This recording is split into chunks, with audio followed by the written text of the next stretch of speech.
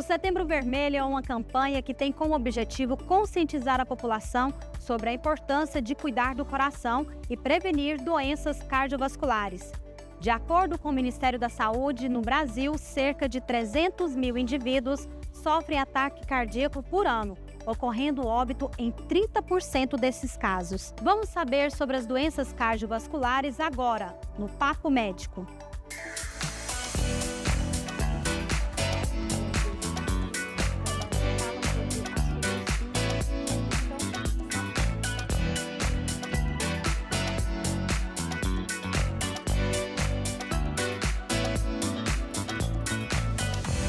O nosso papo de hoje é com o Dr. Fernando Bastos, médico formado pela UNOeste, especialista em medicina de família pela Universidade Federal do Mato Grosso do Sul, especialista em gestão hospitalar pela Universidade Anhembi Morumbi, especialista em clínica médica pela Universidade de Brasília, cardiologista pelo HEG com título pela Sociedade Brasileira de Cardiologia, ecocardiografista pela USP, com título pelo Departamento de Imagem Cardiovascular da SBC, cooperado da Unimed Anápolis desde 2022.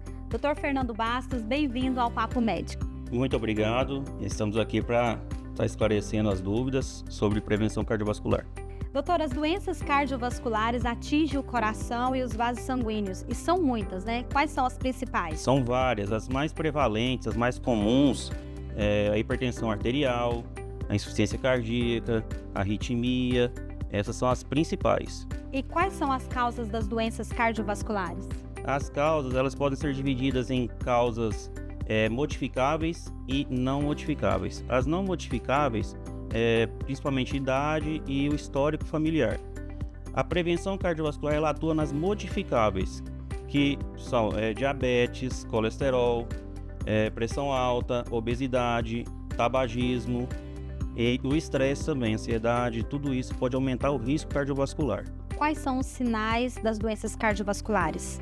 Os sinais, os principais, de modo geral, podemos falar em dor torácica, dor no peito, que pode irradiar para o membro superior esquerdo, braço esquerdo, formigamento no braço esquerdo, dispneia, que é a falta de ar, o cansaço na atividade física, aquele cansaço extenuante, tontura, mal-estar geral, tem paciente que pode ter síncope, que é o desmaio, são os mais prevalentes. Por quanto tempo o paciente apresenta esses sintomas para ser considerado aí um sintoma de doença cardiovascular?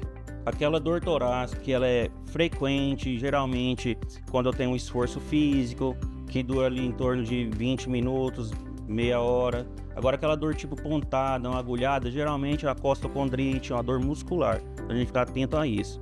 Aquele cansaço que o paciente tem na atividade física, quando ele passa a ter mais cansaço do que as outras pessoas que estão fazendo a mesma atividade física que ele, tem que ficar de olho também. Edema generalizado, que é o inchaço generalizado. Isso tudo leva ali a ligar um alerta em relação à doença cardiovascular. E quais são os exames necessários para um diagnóstico precoce da doença cardíaca? Os principais exames, eu costumo dizer que o principal mesmo é o eletrocardiograma, que ele é como se fosse uma triagem do paciente. Ele vai me dar um apanhado geral, de um modo simples, ele vai me falar sobre o ritmo cardíaco, sobre possível sobrecarga ventricular esquerda, que é o coração um pouco mais forte. Ele pode também me levantar uma hipótese sobre a área eletricamente inativa, que é um suposto infarto prévio. O que me dá mais detalhe, na minha opinião, é o ecocardiograma, porque ele vai falar para mim sobre o tamanho do coração, sobre a força do coração, que é a fração de ejeção. Ele vai também me dar ideias sobre o sopro, que são os refluxos, doenças de válvula. Ele vai me falar também sobre alteração segmentar, porque tem paciente que infarta, tem infarto silencioso, não sente nada, principalmente mulher, idoso, diabético, não sente nada, vai descobrir nesse exame. E como não sente, às vezes não faz, vai ter sequela daqui a um tempo, porque não trata, então vai descobrir nesse exame. Temos também o teste ergométrico, que é o eletrocardiograma durante o esforço físico na esteira. Temos o Holter de 24 horas, que vai falar sobre a arritmia. O paciente coloca um aparelho, vai para casa, fica o dia inteiro, à noite, e fazendo um eletro de uso contínuo ali, permanentemente. Temos um mapa de 24 horas que vai avaliar, vai fazer a aferição da pressão arterial durante 24 horas, durante o dia a cada 15 minutos e à noite a cada meia hora. No final do exame, ele me dá uma média das pressões para fazer o diagnóstico da pressão arterial. Inclusive, no último Congresso Europeu de Cardiologia, que teve agora, nesse mês, ele aponta como o diagnóstico tem que ser pelo mapa. Antigamente fazia com a medida de pressão no consultório, hoje isso foi abolido, ele só me dá uma noção. Temos também o Doppler de carótidas, que vai avaliar a carótida, que é a artéria que leva o sangue do coração para o cérebro. Ele vai avaliar se tem placas de colesterol, placa de ateroma, ou se tem um espessamento além do normal da parede da carótida. E isso mostra um risco cardiovascular aumentado. Mais simples um pouco, temos o raio-x de tórax, que vai avaliar o tamanho da área cardíaca. Além desses exames, nós podemos fazer os exames de laboratório para avaliar o colesterol, glicemia e a função renal, que também é muito importante para o risco cardiovascular. Qual é a importância do controle da pressão arterial e do colesterol para a saúde do coração? É muito importante, porque são os dois fatores de risco mais prevalentes. Controlando a pressão arterial, eu vou reduzir o risco do coração ficar hipertrofiado e num futuro, às vezes até próximo, chegar a uma insuficiência cardíaca. Ele começa a dilatar e perde força.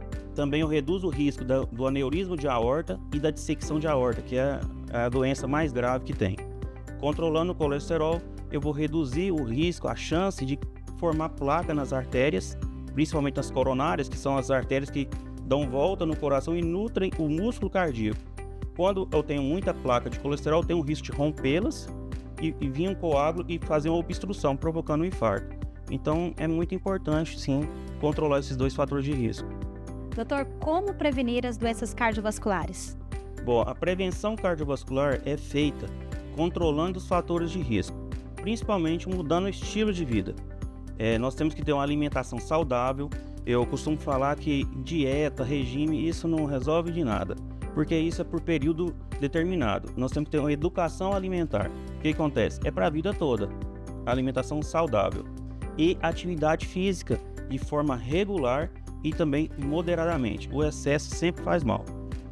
De forma regular, eu digo que pelo menos uma caminhada de 30 minutos a 1 hora por cerca de 3 vezes na semana seria o ideal. A gente consegue reduzir o risco cardiovascular e melhorar a qualidade de vida. Temos aqui a participação do público do Papo Médico, que deixou a pergunta nas nossas redes sociais. A pergunta é: qual a diferença entre um infarto e uma insuficiência cardíaca? É o seguinte, o infarto, ele ocorre quando há uma obstrução das coronárias, que são as artérias que nutrem o músculo do coração. Quando eu tenho uma obstrução da coronária, eu inibo o sangue, eu vou inibir o sangue que vai passar pela coronária e vai chegar no músculo cardíaco para que ele possa bater de forma fidedigna, de forma normal. Então ali acontece o infarto. Então é a obstrução. A insuficiência cardíaca é quando o coração ele perde força. Ele não tem tanta força para mandar o sangue para frente. Então ele perde força, acaba dilatando. É aquele paciente que tem falta de ar. Quando deita, ele tem que dormir às vezes sentado, às vezes com mais de um travesseiro. E também o infarto pode também levar à insuficiência cardíaca. Pode ser a consequência do infarto. Então são coisas diferentes realmente. Outra curiosidade também, doutor, em relação a isso, quando o senhor falou a questão da força do coração, é mito ou é verdade que o coração mais jovem, ele tem mais chances de ter infarto fulminante do que um coração de uma pessoa de mais idade? O que acontece é o seguinte, o coração de um paciente jovem, ele tem o mesmo número de coronárias que o paciente idoso. A diferença é que existem ramificações que começam a abrir, são ramos das coronárias que começam a abrir com a idade. O sangue começa a bater, ele vai abrir na luz do vaso. Então, quando eu infarto uma coronária ali principal, por exemplo, um descendente anterior, no novo, eu não tenho como desviar o sangue, e no idoso eu tenho. Então, por isso que às vezes no idoso eu tenho sequelas e no novo acaba sendo fulminante. Porque eu bloqueei a principal, o sangue não tem como desviar, ele não vai chegar ali mais. E no idoso ele desvia. E esse assunto veio mais em evidência por causa dos casos, né, de jogadores de futebol Sim. que sofrem esses infartos fulminantes, né? Então as pessoas às vezes não entendem, né, o que está acontecendo ali. O cara, né, o jogador é atleta, né, tá em plena atividade física e às vezes Sim. a condição dele aí não é propícia para que ele seja reanimado. Sim, ele tem menos ramos colaterais do que um idoso. Temos novamente a participação do público do Papo Médico e a pergunta é: o que é arteriosclerose e como ela afeta o sistema cardiovascular? A aterosclerose é o que é? É o acúmulo de gordura nas artérias, é a formação de placa de ateroma, placa de colesterol. Quanto mais placas de colesterol nas artérias, maior o risco cardíaco. Por quê? Quanto mais placas, eu tenho mais chance de obstrução de coronárias, porque as placas podem romper, vem um coágulo e obstrui. Então, quanto mais, maior o risco. Seria isso. Como ela afeta o sistema cardiovascular? Ela afeta justamente provocando essas obstruções. Quanto maior o risco, eu reduzo o lumen da coronária, eu vou diminuir o diâmetro, eu vou reduzir a passagem de sangue e vou aumentar o risco de obstrução. É onde eu levo ao infarto, ao AVC. E, doutor, explica pra gente o que é angina. Bom, angina, o pessoal tem muita dúvida que a angina não é uma doença. A angina é um sintoma. É uma dor torácica, geralmente na região central aqui do peito, e ela é provocada por uma diminuição do fluxo de sangue que irriga o músculo do coração. Quando eu tenho uma obstrução na coronária, eu vou diminuir esse fluxo e posso levar a angina, principalmente quando o coração ele acelera numa atividade física, que eu preciso de uma demanda maior de oxigênio. Então, se eu diminuir o sangue, eu aumento essa dificuldade do músculo cardíaco bombear por conta disso. Então, justamente a dor no peito, que pode ser também diagnosticada clinicamente por um cardiologista e também por alguns exames, que são eles o teste ergométrico, que eu vou estimular o coração, e o ecocardiograma com dobutamina ou sob estresse físico.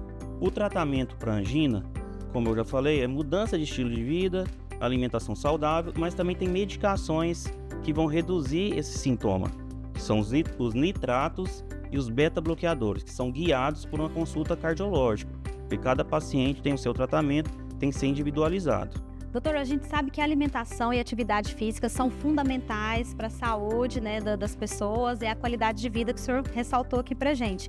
Mas tem pessoas que não podem, né, tem restrições e precisam de algumas orientações. O ideal é todo paciente realizar uma atividade física de forma moderada. Só que os pacientes cardiopatas que têm problema cardiovascular, eles têm que ter uma atenção maior. Eles não podem exagerar na atividade física. Eles têm que ser acompanhados mais de perto pelo cardiologista, pelo nutricionista e ter ali um educador físico ali na supervisão, sempre estar de olho, porque ele não pode exagerar. Qualquer sintoma que ele tiver, é a hora dele parar. O cardiologista não tem como falar, vai fazer uma atividade física em torno de 1 hora, 2 horas, ele não tem como falar isso.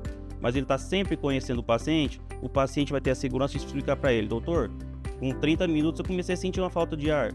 Então o cardio vai falar para ele, é a hora de parar. Então ele chegou naquele limite, ele tem que ter esse controle. É uma forma leve, mas tem que ser feita. E qual é o impacto do estresse da saúde mental nas doenças cardiovasculares? O impacto é enorme. Por quê? O estresse, ele aumenta a frequência cardíaca, o paciente vai sentir muita palpitação, ele vai aumentar a pressão arterial. Quando eu aumento a pressão arterial, eu aumento o risco de infarto, eu aumento o risco de um aneurisma de aorta, eu aumento o risco de dissecção de aorta. Quando eu aumento a frequência cardíaca, eu posso entrar numa arritmia. Então, eu aumento o risco cardiovascular. Doutor, quais os tratamentos para quem já tem doença cardiovascular? Então, existem vários tratamentos, depende do tipo de doença cardiovascular. O infarto tem um tipo de tratamento, a insuficiência cardíaca tem outro, a arritmia tem outro. Só que, no geral, são medicamentos que reduzem o risco de um reinfarto, de um AVC, e é guiado individualmente pelo cardiologista. Mas existem medicações, só que o fundamental mesmo é a mudança do estilo de vida. Atividade física regularmente e alimentação saudável. A medicação, cada doença vai ter a sua específica. Nós falamos sobre os sintomas, falamos sobre os cuidados, prevenção. Tem algum grupo de risco que está propício às doenças cardiovasculares? Sim, tem sim. Aqueles pacientes que têm os fatores de risco não modificáveis, principalmente aqueles que têm histórico familiar, a genética, ele puxa dos pais, dos avós. O paciente que tem um pai que teve um infarto com menos de 54 anos, por exemplo, a mãe com um infarto com menos de 65 anos. Esses pacientes, eles têm um maior risco de ter uma doença cardiovascular, e aí se faz a importância do acompanhamento com o cardiologista pelo menos uma vez no ano, fazer aquele check-up cardiológico. Doutor, e para a gente encerrar, vamos lembrar aqui, ressaltar que a gente está no mês Setembro Vermelho, a campanha de prevenção aos cuidados do coração e as doenças cardiovasculares. Qual mensagem o senhor deixa para o público do Papo Médico? Bom, a mensagem que eu deixo é que é fundamental o paciente ter a consciência de que a alimentação saudável é muito importante, atividade física regularmente é muito importante, e o exagero faz mal, e sempre estar fazendo acompanhamento com um cardiologista anualmente é o ideal. É melhor prevenir do que remediar. Gostou do nosso programa? Deixe aqui a sua opinião, compartilhe o programa e leve informação para mais pessoas. Participe conosco, coloque nos comentários a sua dúvida e sugestões de temas. Muito obrigada e até o próximo Papo Médico.